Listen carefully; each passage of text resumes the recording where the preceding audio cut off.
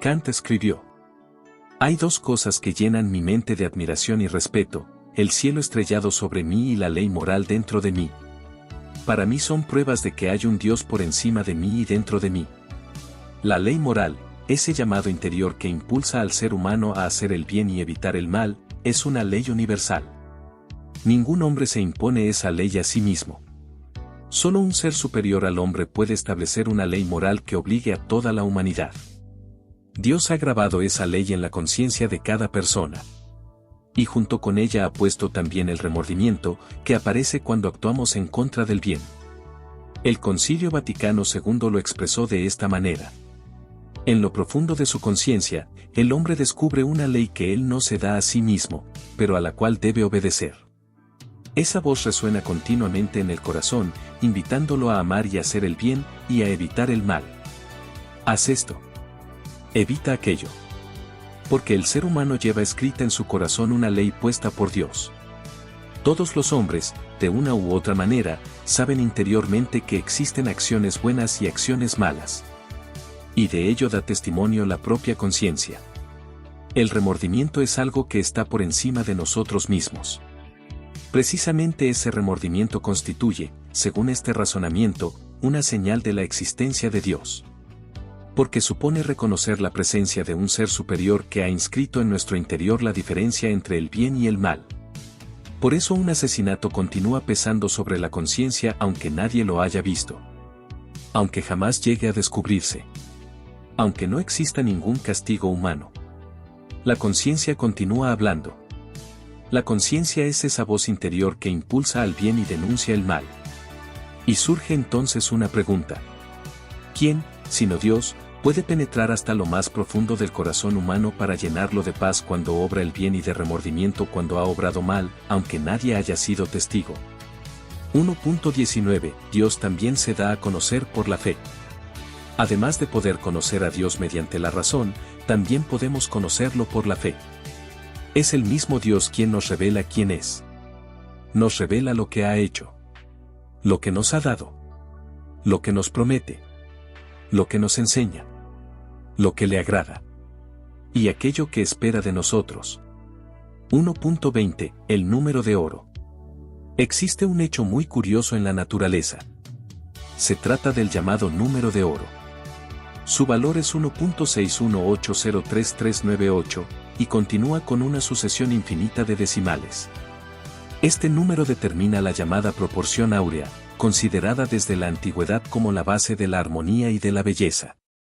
Los artistas asirios, babilonios, egipcios, griegos, romanos y medievales ya la utilizaban en sus obras. Hoy, gracias a las matemáticas y a la informática moderna, sabemos que esta proporción aparece constantemente en la naturaleza. Se encuentra en la zoología, en la botánica, en la mineralogía.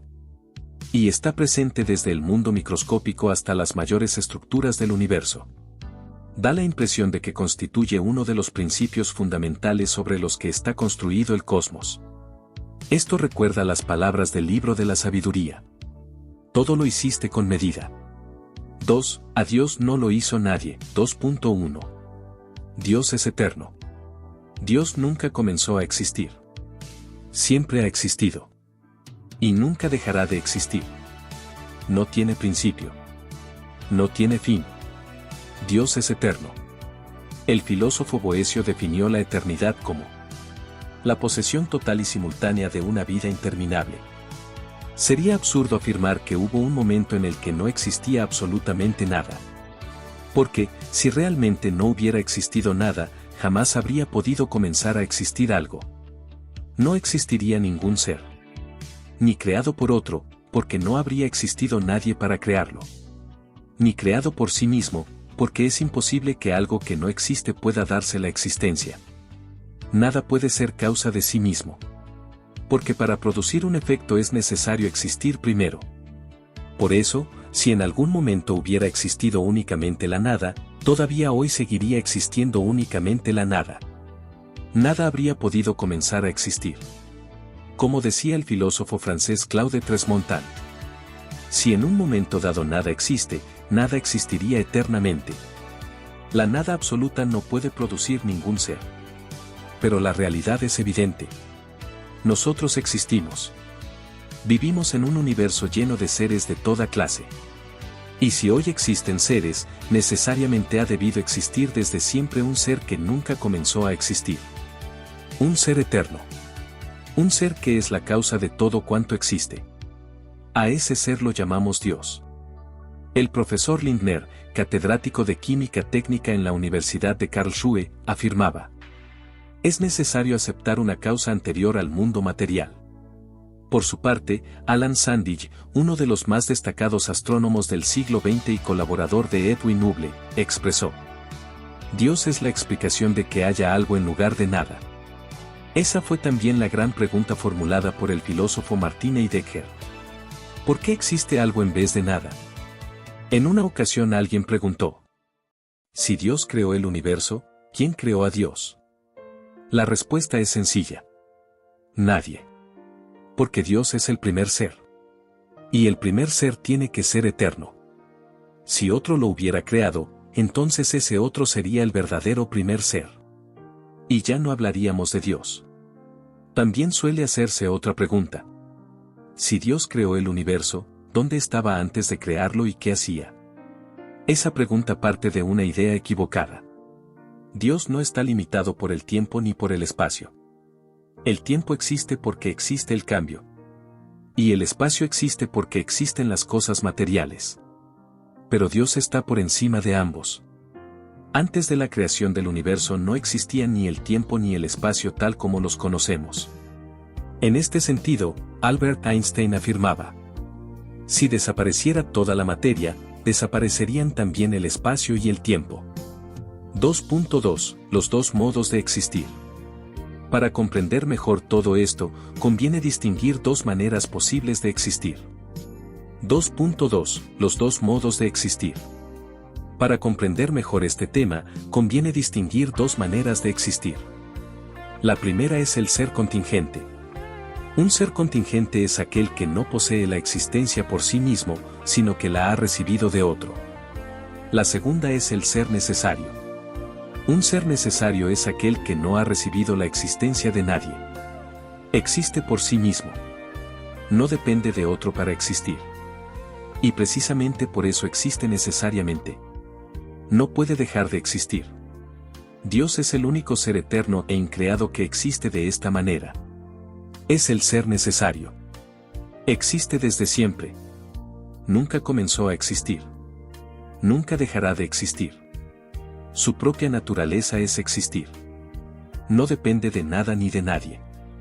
Por eso decimos que es increado.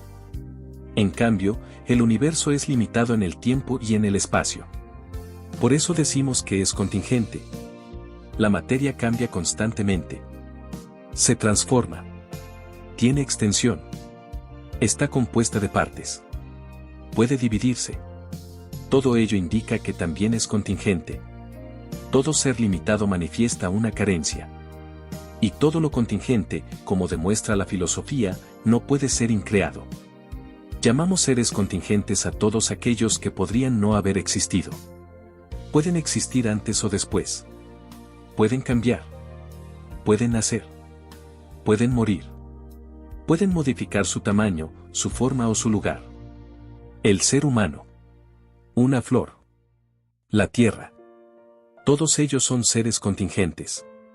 Y precisamente porque son contingentes, no poseen en sí mismos la razón de su existencia. La han recibido de otro. Pensemos en un ejemplo muy sencillo. Un año antes de tu nacimiento, tú no existías. No podías hacer absolutamente nada para comenzar a existir. Tu existencia no dependía de ti. Si tus padres no te hubieran dado la vida, habrías permanecido para siempre en la nada. La nada, por sí sola, nunca produce algo. Lo mismo ocurrió con tus padres. Y con tus abuelos. Y con todas las generaciones anteriores. Todos recibieron la existencia de alguien más. Ninguno pudo darse la existencia a sí mismo. Por eso la filosofía afirma que todo aquello que no posee en sí mismo la razón suficiente de existir debe recibir la existencia de otro. El ser contingente podría no existir. Su propia naturaleza no exige la existencia. Además, todo aquello que cambia demuestra que es contingente. Y todo ser contingente necesita, como explicación última, un ser necesario. Ese ser necesario es Dios. La materia cambia continuamente. Y precisamente porque cambia, no puede ser el fundamento último de todo cuanto existe. Por eso el universo, siendo contingente, necesita recibir su existencia de un ser que no sea material. Dios es el único ser necesario. Es el único que existe por sí mismo. No ha recibido la existencia de nadie. No depende de nada. Existe eternamente, sin principio y sin fin. Todos los seres que existen pueden clasificarse únicamente en dos grupos: los seres necesarios y los seres contingentes. Como el ser contingente no existe necesariamente, necesita una razón que explique por qué pasó de no existir a existir. Esa explicación no puede encontrarse en una cadena infinita de seres igualmente contingentes. Porque una carencia no se elimina sumando muchas carencias. Una multitud de ciegos no ve más que un solo ciego. Del mismo modo, reunir muchos ceros nunca produce un uno. Por eso la explicación definitiva de los seres contingentes debe encontrarse en un ser que no sea contingente. En un ser que exista por sí mismo. En un ser cuya propia esencia sea existir. Ese ser es Dios. La filosofía clásica lo llama el acto puro. Es decir, el acto mismo de existir. 2.3. La cadena de las causas. Observemos ahora el mundo que nos rodea. Todo cuanto existe parece provenir de otra cosa. Un hombre nace de otros seres humanos. Una flor proviene de otra flor. Una estrella surge a partir de otras estrellas. Imaginemos ahora una larga serie de libros. Cada uno de ellos es una copia del anterior. Si seguimos retrocediendo, necesariamente llegaremos al primer libro. Y entonces surge una pregunta inevitable. ¿Quién escribió el primero? No pudo ser una copia. Tuvo que existir un autor. Lo mismo sucede con el universo. Cada ser puede compararse con un eslabón de una cadena.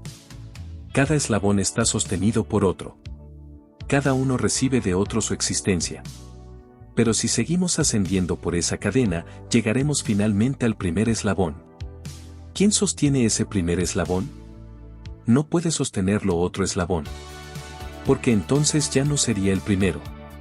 ¿Está suspendido en el vacío? Si así fuera, toda la cadena caería en la nada. Si la cadena de todos los seres existentes permanece en pie, es porque está sostenida por alguien que no pertenece a la propia cadena. Por un ser que no necesita ser sostenido por otro. Ese ser existe por sí mismo.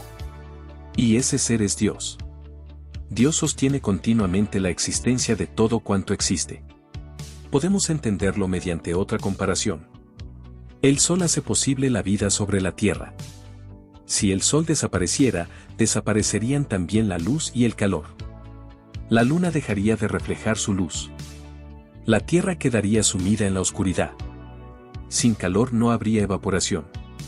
Sin evaporación no existirían las nubes. Sin nubes no habría lluvia. Los ríos terminarían secándose. Las plantas morirían por falta de agua. Los animales perecerían por el frío y por la falta de alimento. Incluso el aire acabaría siendo irrespirable, porque las plantas ya no producirían oxígeno. El sol no necesita hacer nada extraordinario para sostener la vida.